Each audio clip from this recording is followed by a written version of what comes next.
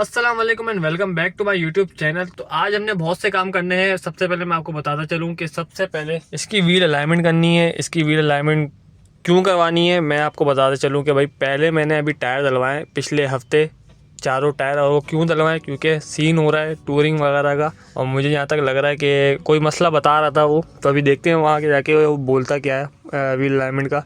हम भी चेक करते हैं, लेकिन मैंने अभी देखते हैं अगर हुआ ज़रूरत तो व्हील अलाइनमेंट कराएंगे। लेकिन मुझे ऐसा अंदाज़ा लग रहा है कि ज़रूरत है, क्या पता हो नहीं भी हो। तो गाड़ी की हालत बहुत गंदी हो रही है, मिट्टी विट्टी वो इसी वजह से हो रही है। क्या काम हुआ था, टायर का काम हुआ था और एक काम और हुआ था, इसकी सर्विस हुई थी, बैटरी की ट्यूनिंग वगैरह हुई थी, बैटरी की सर्विस हुई थी, इसकी अपनी सर्विस हुई थी। और सफाई वफाई इसमें इसलिए नहीं हुई। बाकी मैं अभी इसको आपको बताऊंगा कि ट्यूनिंग व्यूरिंग का सीन क्या बनने वाला है। तो अभी हम लोग सीधा निकलते हैं गाड़ी की सर्विस करवाने। पहले तो वॉश भी करवाना है, और इसका जो मैं बाकी बताऊंगा कि इसमें बॉक्स जो मैंने लगवाया था वो भी लगवाना है, क्योंकि जा रहे हैं हम लोग कराची से आउटसाइड। और ताकि सीन वीन सारा मैं आपको बताऊँ, पहले मैं सीन बता दूं कि हमने तैयारियां क्या की, ताकि आप भी जब कराची से बाहर जाओ तो आपको भी ये सारी चीज़ें अपने पास रखनी चाहिए, ताकि कभी आप फंस जाओ तो उसमें आपको काम आ जाए। तो अभी हम लोग निकलते हैं और देखते हैं कि इसमें क्या क्या काम हम लोग करवा सकते हैं, क्या क्या हम लोग टाइम अभी स्पेंड कर सकते हैं इसके साथ, क्योंकि फिर हमें कल या परसों यहाँ से बाहर निकलना ही है। तो फिर मैं यहाँ से चले गया व्हील अलाइनमेंट के वाले के पास। व्हील अलाइनमेंट पे मैंने गाड़ी अपनी लगाई और वहाँ पर पता चला कि भाई व्हील अलाइनमेंट में वाकई में मसला था, क्योंकि नए टायर डालें व्हील अलाइनमेंट आउट हो जाती है। और टायर भी थोड़े इसके हमने इस बार बड़े डलवाएँ ताकि ये ज़मीन पर ना लगे। तो टायर डलवाने के बाद मैंने व्हील अलाइनमेंट करवाई यहाँ पर। व्हील अलाइनमेंट के लिए अगर आपको आना हो तो भाई यहाँ पर बोर्ड ऑफिस पे ये सही करता है, अच्छा करता है व्हील अलाइनमेंट, और अच्छे रेट पे करता है। 1000 रुपये लिए इसने मुझसे और तरीके की करता है। तो यहाँ से फिर मैं चले गया वॉश करवाने गाड़ी को मैंने वॉश करवाया अच्छी तरीके से, मैट्स वैट्स वगैरह धुलवाए। रात का टाइम था क्योंकि मेरे पास दिन का टाइम पड़ा हुआ था कल का, तो मैंने कहा मैं धुलवा लूँगा, सुखवा लूँगा मैट्स को। गाड़ी को मैंने अच्छे से धुलवाया, टायर तो न्यू डलवाए हुए थे इसमें। बाकी शैम्पू मैं यूज़ करता हूँ गाड़ी का, अपना जो कार के लिए अलग से शैम्पू आता है, फ्लेमिंगो का शैम्पू यूज़ करता हूँ, और उसी की शाइन है ये। फिर मैं घर आया, घर आके मैंने बॉक्स निकाला घर से। ये इसका जंप स्टार्टर है, ये मेरे पास पड़ा हुआ था, ख़रीदा था मैंने। ये मुझे इसकी कॉस्ट थोड़ा महंगा था, तो ये मैंने निकाल लिया। मैंने कहा भाई ये ज़रूरत पड़ सकती है, क्योंकि सर्दियों के टाइम पे हम जा रहे थे, जनवरी फरवरी के टाइम पे। तो मैंने कहा इसकी ज़रूरत पड़ जाएगी। ये इसका चार्जर है, बैटरी चार्जिंग के लिए ही काम आता है। मैंने कहा भाई बैटरी भी चार्ज कर लेंगे, जंप स्टार्टर तो काम कर जाएगा लेकिन फिर बैटरी भी तो डाउन रह जाएगी। तो मैंने कहा अगर हुआ तो कोई मसला हुआ, लेकिन ऐसा मसला हुआ नहीं पूरे टूर पे। फिर मैं आके बैठ गया गाड़ी के अंदर।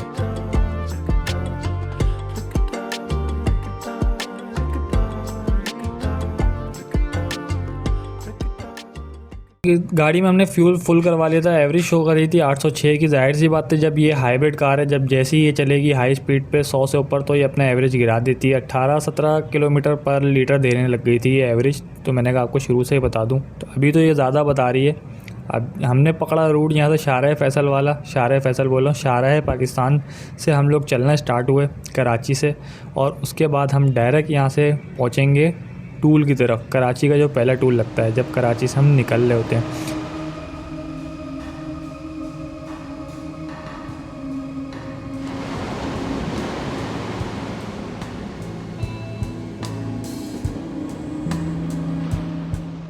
उससे पहले हम एक काम और कर लेंगे, उस पर हम लोग डलवा लेंगे गाड़ी के ऊपर एम टैग। हुआ कुछ सीन यूँ था कि जनवरी के बाद से अप्रैल से इन्होंने जो कैश लेने उस पर इन्होंने पैसे भी बढ़ा दिए। मेरे ख्याल से 50 रुपीज़ ऊपर लेते हैं या 100 रुपये वो ऊपर लेते हैं। तो फिर हमने कहा भाई हमें उस वक्त हमें नहीं पता था, लेकिन अभी एकदम से इन्होंने इम्प्लीमेंट कर दिया। जब हम वापस आ रहे थे तो हमें ये ख़बर पता चला। चलो हमने कहा हम तो बच ही गए, हमने एम टैग लगवा लिया। फिर यहाँ से हम लोग शुरुआत करते हैं, आगे की तरफ आगे बढ़ते हैं। तो यहाँ हैदराबाद के करीब पहुँच जाते हैं। फिर ये हैदराबाद का टूल आ जाता है। मैं थोड़ी सी वीडियो वगैरह बना लेता हूँ, ताकि मैंने कहा अपलोड भी तो करनी है ना आप लोगों के लिए। फिर यहाँ से हम लोग वापस बैठ जाते हैं। वापस बैठने के बाद यहाँ से हम लोग गाड़ी स्टार्ट करते हैं। हम लोग थोड़ा रिलैक्स वगैरह करते हैं, हाथ पैर थोड़ा एक्सरसाइज वगैरह कर लेते हैं यहाँ से। फिर हम लोग यहाँ से स्टार्ट करते हैं गाड़ी आगे की तरफ। यहाँ से हम लोग निकलेंगे सीधा हैदराबाद से टाटा करते हुए, हैदराबाद को बाहर से टाटा करते हुए सीधा निकल जाएंगे सक्कर की तरफ। और ये हम लोग अभी आ गए हैं सक्कर की तरफ जा रहे हैं। हैदराबाद से आगे सक्कर की तरफ यहाँ से जाएंगे, फिर सक्कर हम लोग पहुँच जाएंगे सुबह तक इंशाअल्लाह ताला।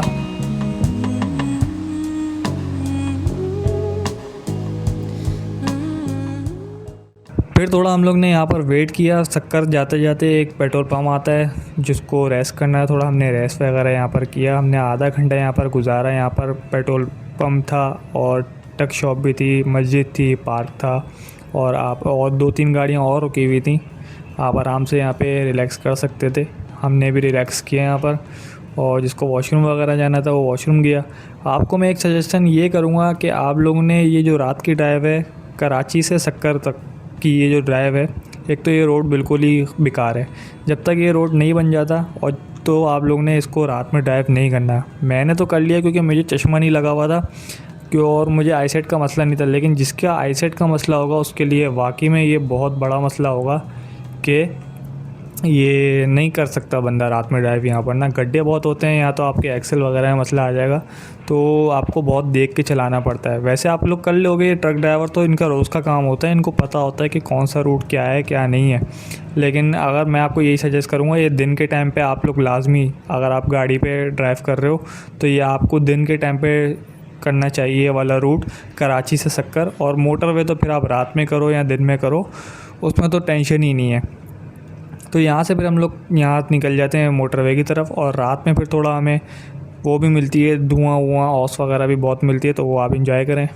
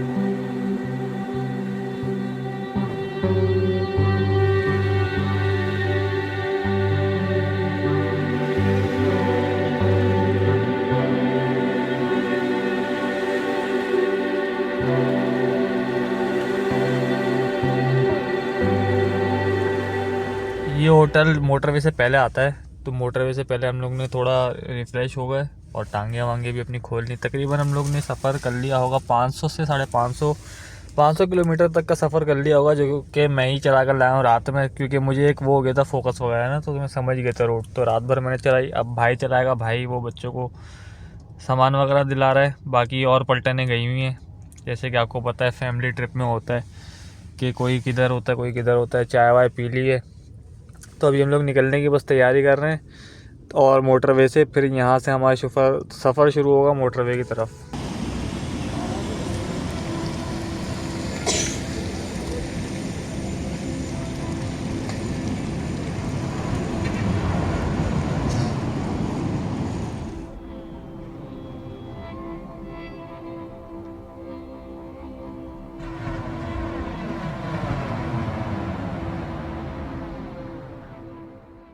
मोटरवे से जो हमने जैसी मोटरवे पे चलाई है, मैंने भाई को गाड़ी दे दी थी। मैंने कहा भाई अब मेरा काम हो गया ख़त्म, क्योंकि मैं हिम्मत ऐसा हो गया था कि भाई सक्कर से जो मोटरवे है ये बहुत तंग करता है। मोटरवे एक तो टाइम बहुत आपका लेके जाएगा और आपकी एनर्जी बहुत वेस्ट करता है ये जो मोटरवे।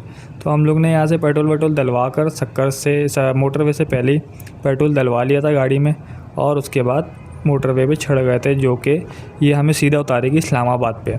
तो हम यहाँ पर मोटरवे का सफ़र एंजॉय करते हुए चलते गए और डायरेक्ट निकल गए इस्लामाबाद की तरफ, रवां दवा हो गए।